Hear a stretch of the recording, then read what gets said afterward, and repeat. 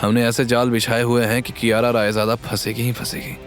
ये सुनकर Raghav cunningly smile करते हुए बोला, हाँ उन्हें कल समझ आएगा, लेकिन तब तक बहुत देर हो गई होगी। वेद को लगता है कि वो ये खेल जीत गया, लेकिन एक्चुअल गेम अभी शुरू भी नहीं हुआ। तभी अचानक प्राइवेट कैबिन का दरवाजा खुला। अमन और राघव ने दरवाजे की तरफ देखा तो सामने वेद को देखकर दोनों की आंखें चौड़ी हो गई। राघव घबराहट से हकलाते हुए बोला, वेद तुम यहाँ कैसे? वेद मुस्कुराते हुए अंदर गया और डेकोरेटिव प्लांट के पास से वो फोन उठाया जो वेटर ने वहां रखा था। ये देखकर राघव और अमन हक्के बक्के रह गए। असल में थोड़ी देर पहले वेद ही वेटर के कपड़ों में अंदर आया था। वेद ने अपना फोन अपनी पॉकेट में रखा और धीरे धीरे उनकी टेबल की तरफ बढ़ने लगा। उसके हर स्टेप में कॉन्फिडेंस नजर आ रहा था। क्यों इतने सरप्राइज्ड क्यों लग रहे हो? मैं सोच रहा था कि जेल से बाहर आने की खुशी में सेलिब्रेशन में मैं भी पार्टिसिपेट कर लूं। अमन की सांस फूलने लगी। वहीं वहां बैठी लड़कियां कंफ्यूज्ड लग रही थी। वेद सोफे पर बैठ गया और बोला, वैसे प्लान अच्छा था। फेक विक्टिम्स का सेटअप, डुप्लीकेट बॉटल्स का arrangement, scripted drama, brilliant execution था यार। बात तो सही है तुम्हारी। आरके इंडस्ट्रीज सच में बंद हो जाती तो मेरी नौकरी का क्या होता? राघव का हाथ कांपने लगा। विस्की का ग्लास उसके हाथ से स्लिप हो रहा था। तब वेद ने अपने फोन में रिकॉर्डेड वीडियो प्ले किया। राघव और अमन के अपने ही आवाज सुनकर होश उड़ गए। तब अमन घबरा कर अपना कोट ठीक करते हुए बोला, जो किया है वो तुम्हारे परिवार ने किया। तुम ढूंढोगे भी तो मेरे खिलाफ सबूत नहीं मिलेंगे। इन लोगों ने ही सारा सेटअप किया था। ये सुनकर राघव की सिट्टी पिट्टी गुल हो गई। अमन, हाउ कैन यू से दिस? हमने तो सब। अभी उसकी बात पूरी भी नहीं हुई थी कि अमन ने घूरते हुए उसे देखा और राघव की बोलती बंद हो गई। तब वेद मुस्कुराते हुए बोला, लिसन वेरी केयरफुली, ये मेरी लास्ट वार्निंग है। अब अगर आरके इंडस्ट्रीज के अगेंस्ट कोई भी एक्शन लिया या कियारा को कोई भी प्रॉब्लम हुई। उसने पॉज लिया और डायरेक्ट उनकी आंखों में देखकर आगे कहा, तो रिमेंबर वन थिंग, लास्ट दारू पी लो, जितनी पी सकते हो, क्योंकि जो कुछ भी किया है उसका रिटर्न जरूर मिलेगा, क्योंकि मैं हूं तुम्हारा कर्मा। राघव और अमन घबराते हुए एक दूसरे को देखने लगे। वेद की आंखों में जो इंटेंसिटी थी वो क्लियरली बता रही थी कि ये कोई कोरी धमकी नहीं थी। वेद वहां से निकल गया, लेकिन वो रायजादा मेंशन नहीं गया तो फिर कहां गया? अगली सुबह कियारा अपने कैबिन में परेशान होकर खिड़की से बाहर देख रही थी। नीचे मीडिया वैन्स की लाइन लगी थी। आज उसे प्रेस कॉन्फ्रेंस करनी थी। उसने एक बार फिर वेद को कॉल किया, लेकिन वेद का नंबर बंद आ रहा था। पिछली रात से वेद का कुछ अता पता नहीं था। अब कहां रह गया ये?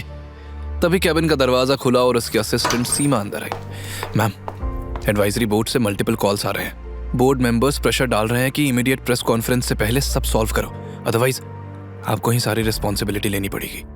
कियारा परेशान होकर बोली, 10 मिनट में प्रेस कॉन्फ्रेंस है, मैं 10 मिनट में सब कैसे सॉल्व करूंगी? सीमा ने जवाब में कहा, मैम आपके पास कोई चॉइस नहीं है, पब्लिक स्टेटमेंट देना तो मैंडेटरी है।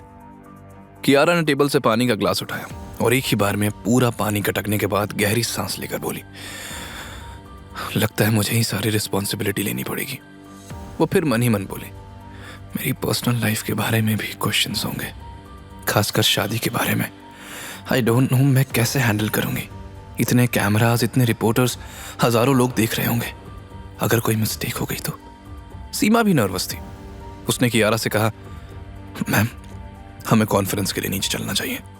कियारा ने गहरी सांस ली और सीमा के साथ कैबिन से बाहर निकल गई। आरके इंडस्ट्रीज के बाहर मीडिया का जमावड़ा लगा था।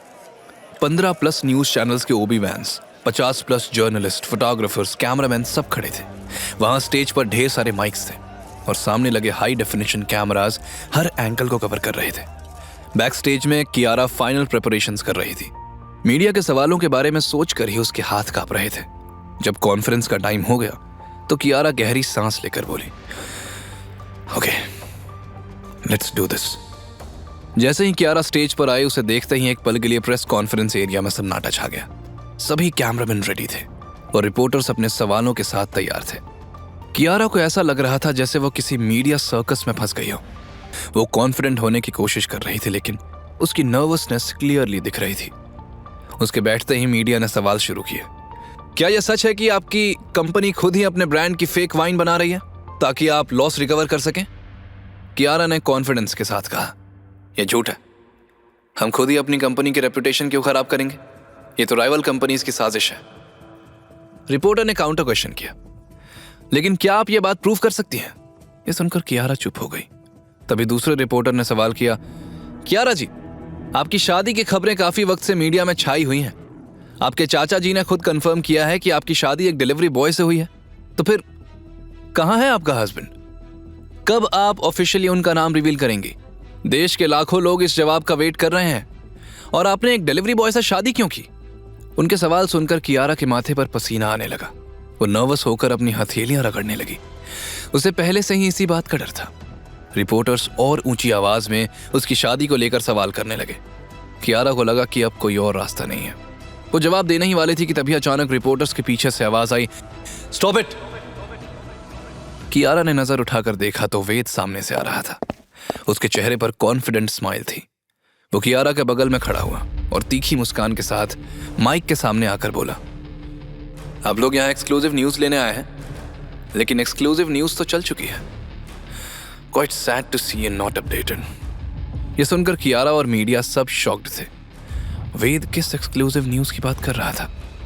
हर कोई कंफ्यूज्ड था कि ये मिस्टीरियस पर्सन कौन है जो इतनी कॉन्फिडेंस से बात कर रहा है। एक्सक्यूज मी सर, आप कौन हैं? यहाँ आपको किसने बुलाया? ये मिस कियारा का प्रेस कॉन्फ्रेंस है। वेद ने मुस्कुराते हुए कहा, मैं कियारा मैडम का असिस्टेंट हूँ और जिन सवालों के लिए आप यहाँ आए हैं उसका जवाब आपके सामने है। ये कहकर वेद ने एक मिस्टीरियस स्माइल दी और अपनी जेब से एक रिमोट निकाला।